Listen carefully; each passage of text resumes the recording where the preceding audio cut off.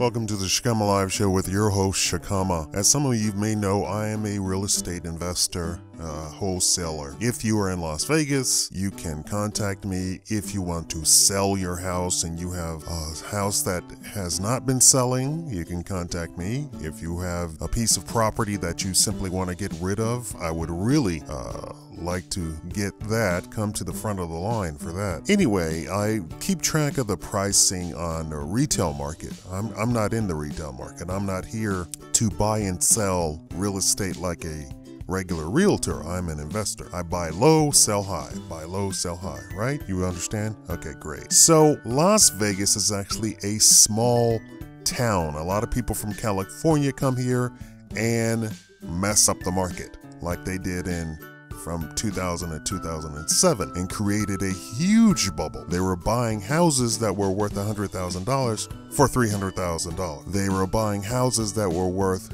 $250,000 for $500,000, and so on and so on and so on. They created this bubble that was unsustainable. And when the market crashed, it crashed all over Vegas, and we had the greatest foreclosures in the nation. Now they're trying to do that. They're operating under the notion that homes will go up. Homes will go up. Let me tell you this. Historically, homes do not go up. They merely keep on par with inflation, and that's about it. And sometimes they don't even keep par with inflation.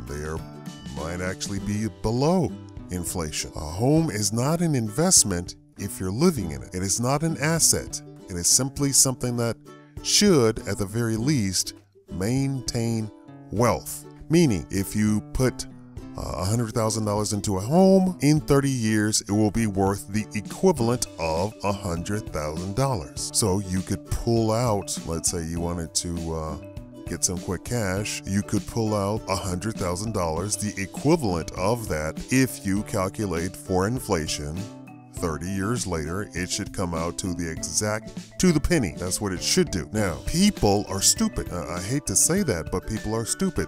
They do not know how to calculate the dollar value over time. So they say, oh my God, my house is worth $300,000. I only paid $100,000. Okay, yeah, but that's 40 years later. Your house did not actually go up in value once you calculate for inflation. So we have a couple of reports that are coming out here in Las Vegas. According to the Las Vegas Review-Journal, new reports show the number of homes languishing unsold on the Las Vegas market is on the rise. Industry observers blame the trend on unreasonable seller expectations.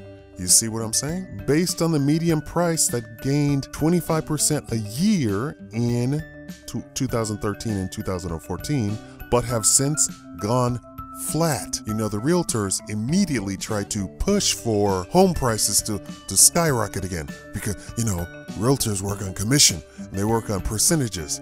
Oh, yeah, we gotta pump that up, pump that up, pump that up. And now this article, of course, the study is trying to put the blame on the home seller. I blame the realtors. There's no way that a home that was $60,000 before is all of a sudden worth $250,000. Ridiculous. That seems to be the problem. Houses that have sold fast have one thing in common. They are priced at $114.20 per square foot. Houses that spend a lot of time on the market have been there on average time of 77 days and are priced on average at $141 per square foot. The average house sells for less than 60 days. So if you have a house that's not selling and it's been on the market 77 days, you're doing something wrong. If you were selling your 2,000 square foot house at $114.20 per square foot, the house would be priced at $228,400. Since July, the median price hasn't budged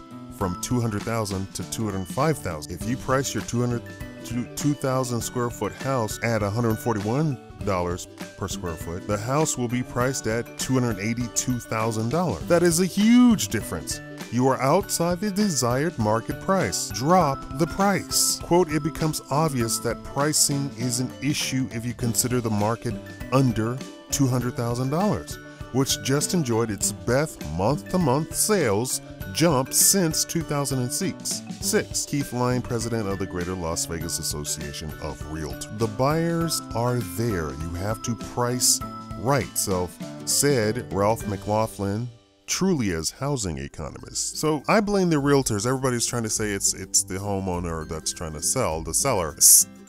People are stupid. They have absolutely no expertise in home pricing. You see it all the time in on TV, right? The realtor says, I would price this house at $349.99, right? And the homeowner goes, okay, whatever you say. I signed a contract with you. Now, there is a realtor that I hear advertising, and he guarantees that your house will sell in 60 days. And they say if it does not sell in 60 days, he will refund you any money that you've paid him or anything like that. And you are out of the contract.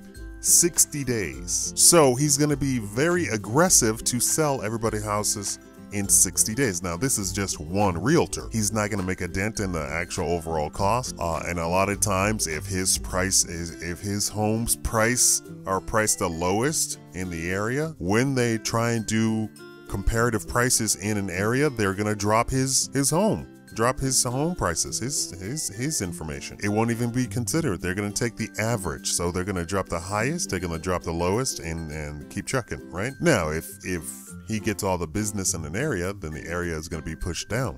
And realtors don't like that. But, real estate is a business like everything else. You want home prices to go down, not up. More people buy, the lower the price. Now, here's the strategy that you do a lot of times. You might renovate a house, put all sorts of great stuff in it, and then when you go to sell it, you undervalue it by $10,000, $20,000, and then that's when you get a bidding war, and you might sell it for $100,000 more than what you actually priced it for, which means it would be like $80,000 over its real market value. That's a strategy that's used a lot with investors. Now, realtors aren't going to do that. Realtors are going to try and jack up the price, and then if they get you in, they'll even lie to you and say, oh, somebody else bid on it. Can you come up $2,000? $2,000, that means nobody else bid on it. That's what that means. Seriously, that means if somebody actually really bid on it, they would ask for $5,000 to $10,000 more, right? You understand? You see what I'm saying? Now, realtors aren't going to do that. Investors are going to undervalue their home to try and sell it quickly. Investors have all sorts of things that are writing it. A realtor has absolutely nothing writing on the deal. Investor wants to get out of the house quickly so he doesn't have to pay taxes and mortgages, and because as he keeps holding the house costs the investor money. So he wants to get out of the house quickly. So boom, day one that he's finished renovating the house, he wants to get it sold. So what is he going to do? He's going to price it lower than market value a lot of times.